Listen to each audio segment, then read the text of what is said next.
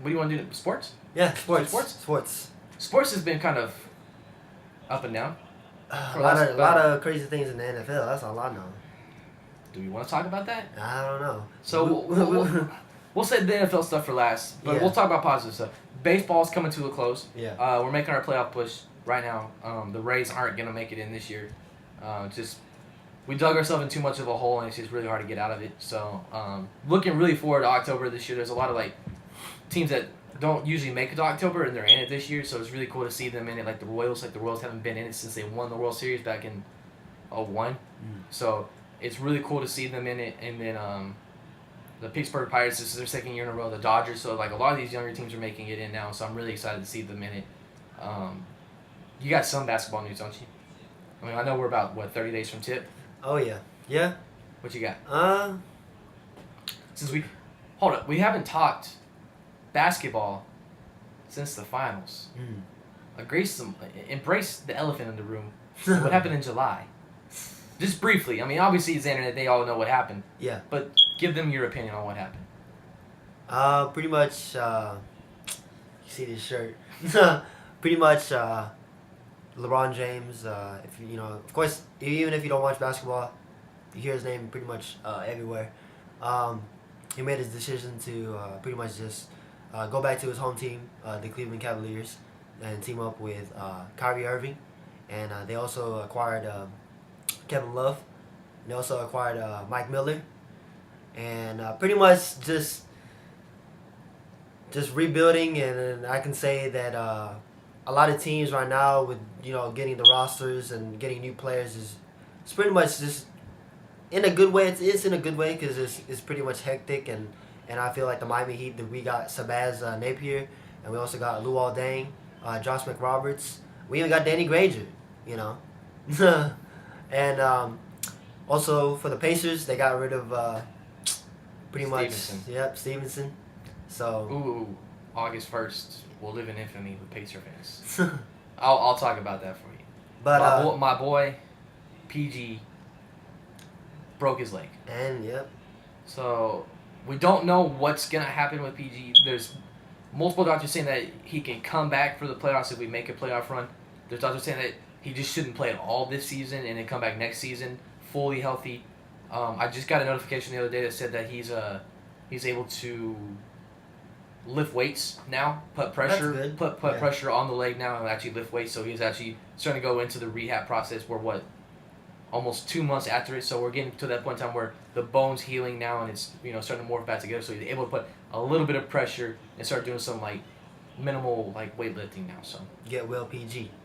It's PG-13 now. PG-13. PG-13. Yeah. Not PG-24. So, but yeah, really glad to hear that PG's doing well, and I wish him nothing but the best, and hopefully he gets better. And hopefully he can come back and play this season. If not, I look forward to the 2015-2016 season with the Indiana Pacers.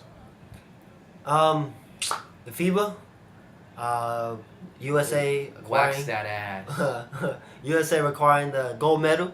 4th straight gold medal. And they didn't even have the top tier players. That's what surprised me the most. There's no LeBron, no Kobe, no... anybody really. It was really just Derrick Rose, James Harden, Stephen Curry, Klay Thompson. We're pretty much naming an all-star roster in itself anyway. Yeah. And you're not even talking. You don't even have LeBron or anyone really in it. There's no Dwight Howard. So even if you hate KD. Even if I do hate KD, there's no KD. KD. And even PG was pushing. PG probably would have been the only biggest superstar in there. And that's that blows my mind is that we actually went and won that tournament without the biggest stars in the NBA. And that just goes to show that USA is on a whole nother level with basketball. Yeah. Oh, yeah.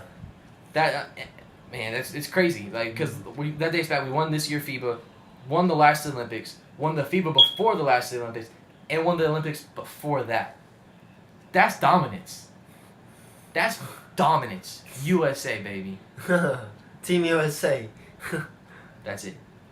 Oh, yeah. That it for basketball? Yeah, pretty much that's it. You have preseason starting, early in a couple weeks, huh? Yeah. Preseason will start, and then around Halloween you guys tip off, right? Yeah, so like I said, just get ready for the new season. Get ready for the new look of the teams, and go Heat. Go Pacers. Go Heat, go Pacers. I'll cover that later. Yeah. All right, I'll cover that later. So, moving on with sports. NASCAR's coming to a close too. They're in their playoffs. My boy Denny Hamlin, Hamlin Nation, baby. He's on the bubble this week of getting eliminated from the playoffs, but hopefully he comes up and does big stuff tomorrow. Wish him nothing but the best. Hopefully he pulls it out. It's been a really, really entertaining season so far with that. Soccer kicked up this month. Chelsea. Start watching that. Chelsea's been doing really well. We're actually on top of the table in the Premier League, so I'm really happy about that. I want to start watching the MLS.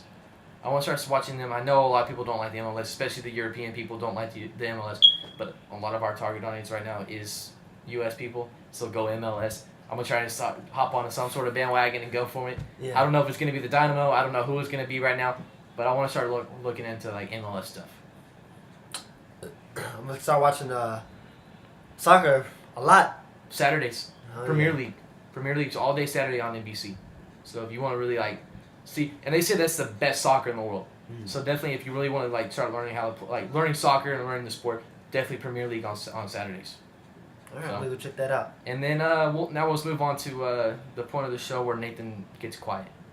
We're gonna talk football. First off, I'm gonna talk college football. Today is September 27th. The Texas A&M Aggies took on Arkansas, and we won in overtime. Kenny Trill, baby, let's go. I'm really happy. A&M's 5-0 right now. I have them winning the national championship. Even that's a non-biased opinion. I think we're more of a complete team than anyone in the SEC. Is as long as we play to that quality, that I think we can win every game, win the new college football playoff, and win the championship, the brand new trophy, bring it home to College Station. Bring it home to the brand new Kyle Field that's going to be done next year. Good times going on with College Station. So far that's been a really good college football. I love college football more than NFL football. Can't be happier with the way it's gone. Oregon's been doing pretty good. LSU lost surprisingly last week. Bama's looking kind of iffy. Auburn's looking iffy. I mean, obviously I'm gonna talk a lot of SEC because I'm an A&M person, so we're in the SEC. But overall, Big Ten looks like crap as usual. They looked really bad when Michigan State went over and played Oregon and lost. Pac-12 kind of looks like it's still going to be just Stanford and Oregon. So as long as Oregon can get past Stanford, then I see Oregon probably getting into the new college football playoff. But I still see A&M winning it all. Like as long as we play to the potential that we have, like we have a complete team all around. The only part that we're really shaky on is I think that our corners aren't the best. Like our corners are about the only part of the game that we can't really dominate because we're undersized. But other than that, I think as long as we play to the potential that we got, A&M can win the national championship, our first since 1912. Yeah, dang Jimmy. So yeah, really good time to be an Aggie. And then moving on to the elephant of all professional sports right now is the NFL. Number one, before we even get to the end of the controversies, I want to talk about how it's been an injury-plagued season. I have 2 fantasy leagues, and I'm constantly having to monitor these freaking teams because every week it seems like a key player is going down with a damn injury. I'm like, really? I've got a money league going on with my dad that I'm managing my dad's team for, and first week, our starting running back goes down with a 2-month injury. I'm like, dude, I need you to carry the ball. But no. So now I'm messing around with it, trying to get players. Yeah. And then in our league, I killed you. But what I don't understand about our fantasy league is how does our friend John Muir, who knows nothing about football, NFL football, he knows about the European football. He probably knows more about European football than most people in the United States knows. Yeah. And this dude is undefeated in our fantasy football league. It's okay. Because you want to know why? Because I'm playing him this week. He's going down. Don't worry, guys. I'm gonna give him an L. Handing out that L. Especially after I gave him an L last week. So I'm giving John Muir an L this week. Don't worry. But overall, and you're gonna be able to chime in on the controversy stuff. A lot of other famous YouTubers have chimed in on the Ray Rice situation. What's your opinion with the Ray Rice? Obviously, the big picture is a guy should not hit a girl. Yeah. But what happens when the girl hits the guy first? is it then right? Because then it turns into self-protection. Yeah. Because then it's self-defense. You need to protect yourself, regardless if she's your fiance. I feel like if she hits you first, you should not hit another human being. Period. Because now you're talking sexism. Yeah. If a girl walks up, slaps you in the face, that's wrong. She should not walk up and hit you. Regardless if there's a feud going on, no other person. I should never walk up to you and hit you, and you should never walk up and hit me, and vice versa. Even if it's a girl, I should never walk up to my girlfriend or whatever and hit her at all. If she should never walk up to me and hit me. That's how I feel. Ray Rice is in the wrong for knocking her out. Yeah. Because he hit her with a cold right hook and knocked her out. Yeah, I think that's where they see it is where, you know, yes, she hit you, and like I said, being with the sexism and things like that. But if I was in that position, and if a girl were to hit me, I wouldn't, let's say, knock the out of her. Exactly. But I would at least use some force at least to stop her. Kind of like push her away, maybe. Yeah. Not forcefully, but kind of like, okay, look. Kind of like with that Jay-Z and Solange's situation, where Jay-Z was kind of like backing up and doing all that, because could have knocked her out too. Oh yeah. You know. So, especially like a lot. We're not. I mean, we're pretty big guys. Yeah.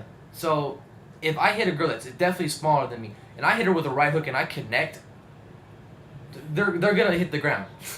That's pretty much how it is. Just I mean, that's not being sexist. If a girl is smaller than me, obviously, I mean, I'm a bigger guy. Yeah. I'm a bigger person. It's just gonna happen.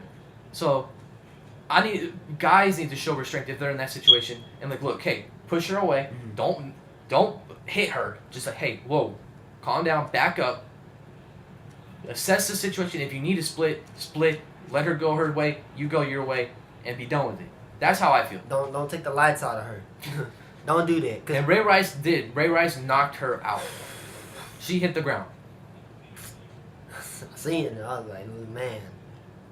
But how do you feel about the NFL them saying that they knew about it and they kind of? I believe that they had the video. Okay. I believe that the commissioner of the NFL, Roger Goodell, is lying. Number one, fans don't like commissioners. Okay. The NBA fans don't like the commissioner. MLB fans don't like the commissioner. NFL fans don't like the commissioner. Fans just don't like the commissioner because he hands out suspensions. And he hands out all this stuff. So it usually translates to their favorite players and their favorite teams suffering because they're going down with suspensions. So no one likes them. But for him to come out and blatantly lie, in my opinion, he's blatantly lying, that he said that his NFL office, that he has said works hand in hand with law officials, and law officials have said that the day after it happened, the NFL offices had that video. And Roger Goodell had turned around and said that no one in the NFL office received or saw that video until TMZ released it. I think that's a blatant lie. And I do believe that too. Yeah. And once they find him guilty of that lie, all 32 NFL owners will vote him out of office. But the thing about the NFL, and this is what's different than most other professional sports, is that with NBA, you don't need a full 32. You need like 75% of the vote. Yeah. To vote out. NFL needs to be a unanimous 32-0 vote for the commissioner to be voted out. So there's probably going to be a commissioner like a Jerry Jones of the Dallas Cowboys that'll probably come out and support him and say, hey, look, everyone makes mistakes. This was his one mistake. Let him go and let him right the ship. So I don't think we'll lose the commissioner, but he's definitely going to be on really thin ice going forward. And I think he's taking the right steps with implementing and bringing in women to the NFL office and bringing like their opinion into it all, and wanting to fix the domestic violence, wanting to fix the drug abuse policy, and just trying to fix everything, adapting to times. Because the last time the personal conduct policy was rewritten, social networks wasn't as big as it is now. Now I can pick up my phone, search up Arian Foster of the Houston Texans, and find out what he's been doing on Twitter. Pretty much, yeah. Like just that fast. So that's just how it goes. So I think they need to rewrite it and incorporate social network. Like, look, you can't be like bad mouthing the NFL. You can't be bad mouthing this and such, and you can't make fun of the team you're on or the other team. Obviously, trash talking. I mean, that's gonna happen. Yeah. But eventually, it needs to come down to the point that you need to kind of start restricting some of these players, because you're a public figure. You're out there, so you need to what's the word? not restrained, but you kind of need to set them down. Like, look, all right, things are changed. We get that, and we need to change with it. We need to change with the times. So, I think once the NFL sits down, and they're done with this Ray Rice investigation coming up within the next couple of months. So, once they fix all that, I think the NFL will be okay then, and we'll finally be able to move on from the Greg Hardy, the Carolina Panthers, the Adrian Peterson stuff, the Ray Rice stuff, the Josh Gordon the Josh Gordon weed thing, everything that'll all be behind us. And the NFL, especially once the Super Bowl rolls around, we won't have this cloud hanging over us when the Super Bowl rolls around, and we'll be able to enjoy the Super Bowl, whoever's in it this year. Obviously, it's not going to be my Texans, but hopefully it's someone good. Hopefully we have a lot better Super Bowl than what we had last year, but we'll see. Hopefully we won't have this hanging over us, and we'll have a good NFL postseason and Super Bowl. Oh yeah. So feels like that wraps up sports. Sports, yep. So